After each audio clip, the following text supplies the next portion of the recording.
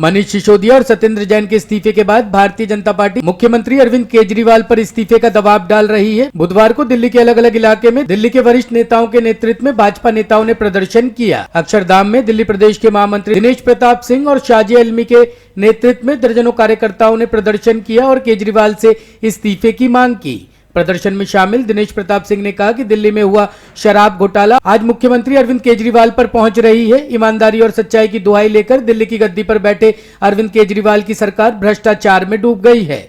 दिनेश प्रताप सिंह ने कहा कि नैतिकता के आधार पर दिल्ली के मुख्यमंत्री अरविंद केजरीवाल को इस्तीफा देना चाहिए। वहीं शाजी आलमी ने कहा कि अरविंद केजरीवाल सरकार के भ्रष्टाचार को घर घर पहुंचाया जाएगा। अन्ना आंदोलन के वक्त ये लोग नई किस्म की राजनीति का दावा करते थे, लेकिन ये लोग भी वही पुरानी कमीशन खोरी और माफियागिरी में लिप्त हो गए। देखिए, हम लोग गली गली मोहल्ले मोहल्ले जाएंगे और दिल्ली वासियों को बताएंगे कि क्या गड़बड़ घोटाला हुआ है। हम बताएंगे कि अन्ना हजारे आंदोलन में वही लोग जो निकलते थे, हम सब उसके साथी थे और हम लोग क्या सोचते थे कि वाकई में एक नई किस्म की राजनीति होगी। ये है नई किस्म की राजनीति, वही पुराना कमीशन खोरी, वही पुरानी माफिया खोरी। ये जो माफिया खोरी चल रही है ना, पूरे क्या आम आदमी पार्टी इसलिए बनी थी? क्या अन्ना हजारे आंदोलन इसलिए शुरू हुआ था कि शराब माफिया को खुलकर और उनको जो है पूरे धड़ल्ले से पैसा कमाने का मौका दिया जाएगा और दिल्ली का राजस्व कम होगा, दिल्ली का जो कोष है वो कम होगा और दिल्ली वासियों की शराब वालों की संख्या बढ़ाई जाएगी ना। तो एक तो उम्र बढ़ा दी उन्होंने 21 से 18 साल, फिर बाकायदा लाइन शुरू की। शर्म की बात है ये।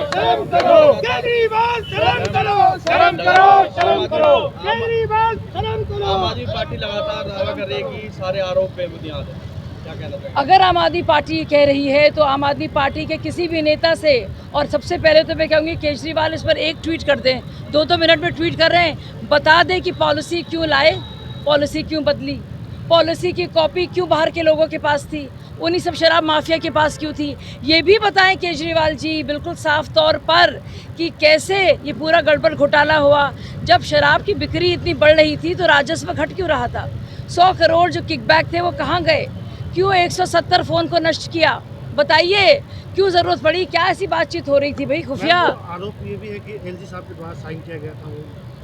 तब के एलजी साहब थे अनिल बैजल जी, उन्होंने इसको जब साइन किया था तो उन्होंने क्वेरीज के साथ इसको वापस भेजा था और इन्होंने 3 पैराग्राफ और डाले उसमें, उसके बाद वो फाइल नहीं भेजी और इस तरह से पॉलिसी उन्होंने चलाई।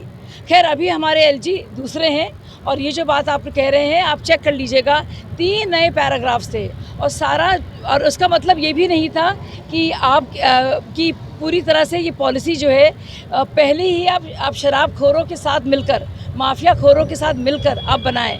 क्या एलजी साहब को इस बात की जानकारी थी कि जो पॉलिसी बनाई गई है उसकी कॉपी पहले ही बाकायदा दे दी गई है और उसका डिजिटल ट्रेस है?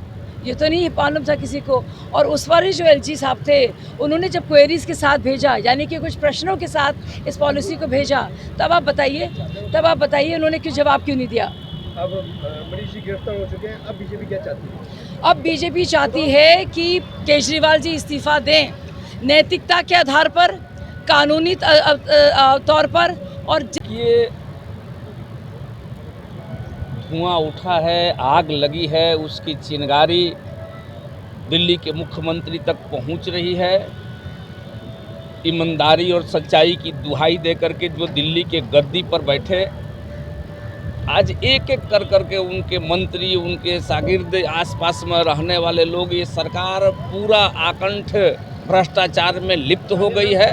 तो नैतिकता के आधार पर मुख्यमंत्री को इस्तीफा देना चाहिए और दिल्ली की जनता से माफ़ी मांगना चाहिए।